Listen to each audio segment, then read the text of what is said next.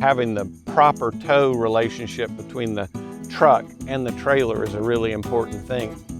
My name is John Mark Stroud. My wife Cindy and I use our F-150 to tow our 30-foot Airstream International because we're full-time RVers, and that's how we get around. We move our house around with our trailer. We have a pretty extensive hitch systems that we have on our Airstream so that when we tow, we're maximally efficient, not overtaxing the truck or the trailer. There's an issue going on with a whole lot of Airstreams now called front end separation. If you went over a transition in the height of the asphalt, the truck and the trailer would tend to go up and down right at the hitch point, and it kind of would wave a bit. The trailer is coming detached from the frame. I began looking at all the suspension options for the truck, changes to our hitch, that kind of thing, and I ran across you online.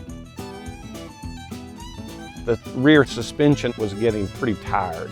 We were starting to have sag that we didn't have initially, so we were looking to beef up the rear end suspension on the truck. I didn't want to do airbags because I didn't want to have to inflate and de-inflate. I just didn't want to have to deal with maintenance on it. The RoadActive suspension works progressively. It automatically adjusts to extra weight on the truck. After I had the RoadActive suspension installed, it just felt more stable and more secure. I was able to back off of our weight distribution a little bit so there wasn't as much tension on the trailer, but the front end of the truck was still planted. The truck just felt more secure. It runs smoother and there's less roll whenever I'm cornering.